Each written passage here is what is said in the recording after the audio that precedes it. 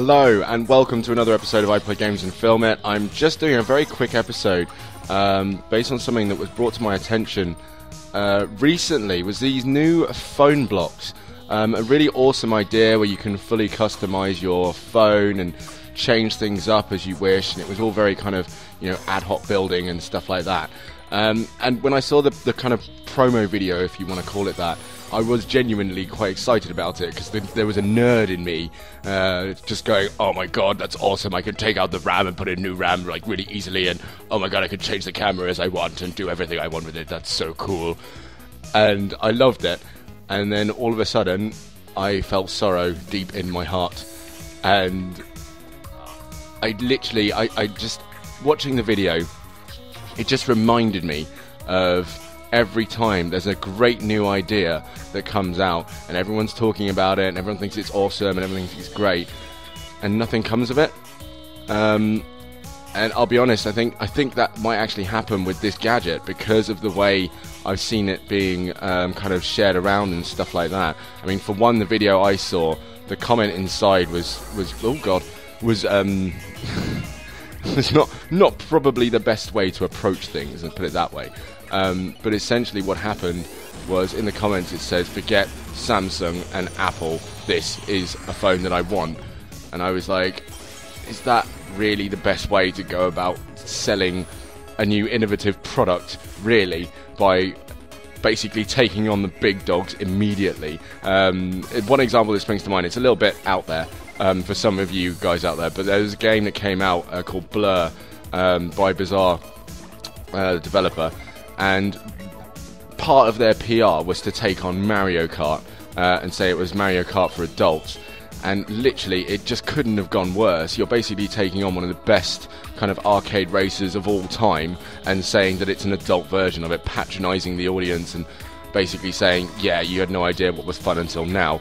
And basically by what they've done with this phone blocks thing, by going forget about Apple and Samsung and stuff, they're going forget these like superpowers in the phone world, forget about the guys who pretty much dictate a lot of what happens in the phone world now. Don't listen to them, listen to us, who at this point are an absolute no one in phone developing and and you know, technology and so on. Just don't listen to them, listen to the nobodies.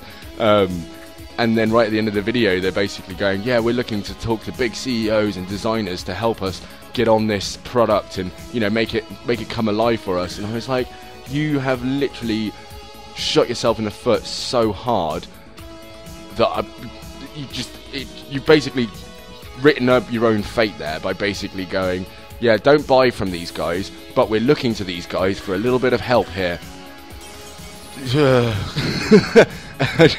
I literally was like, this couldn't be a worse way of promoting it. It's such a cool idea as well. Like, for those of you who haven't seen it, you probably want to check out the video. But essentially the concept is that you have a phone that is built of little blocks that all have their own little functionality. So there will be a block for your camera, there will be a block for your RAM, there'll be a block for, I know, your speakers apparently.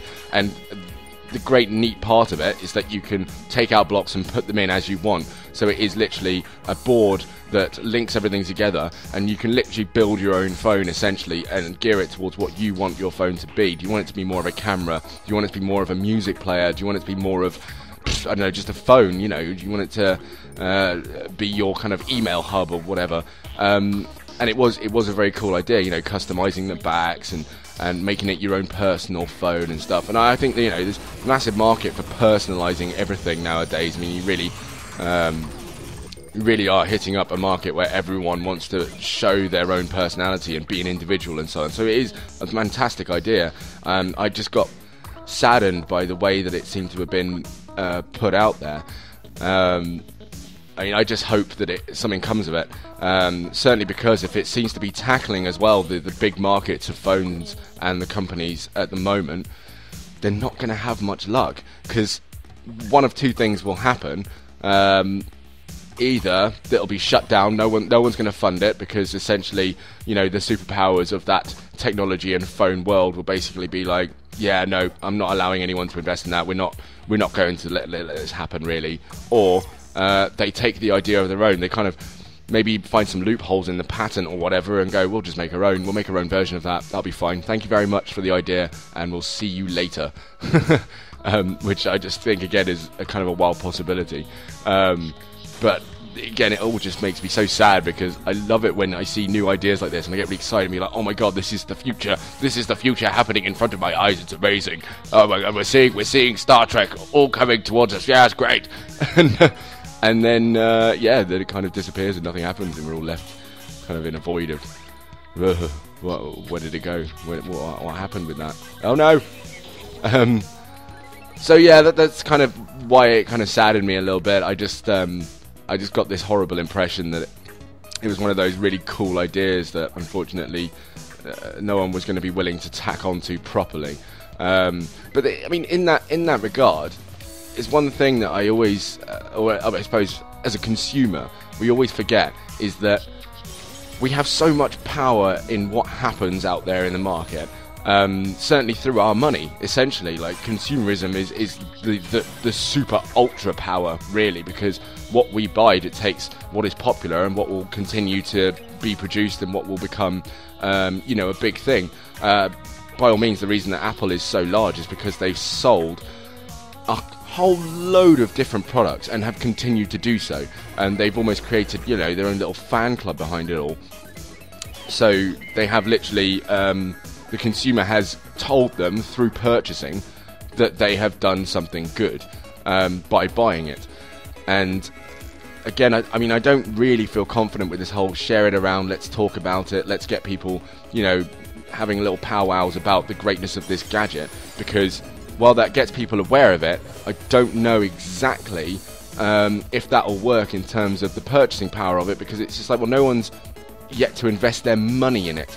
Let's see how much money's going into it first, and then maybe people will start paying attention, because that's what will speak to companies. It's a case of how much money has been put into this by the consumer, because if the consumer is willing to invest their money in it, well, that's a true sign. That is the sign that yes, it is a viable product, and it's something that we want to, you know, get our teeth into and help you guys produce.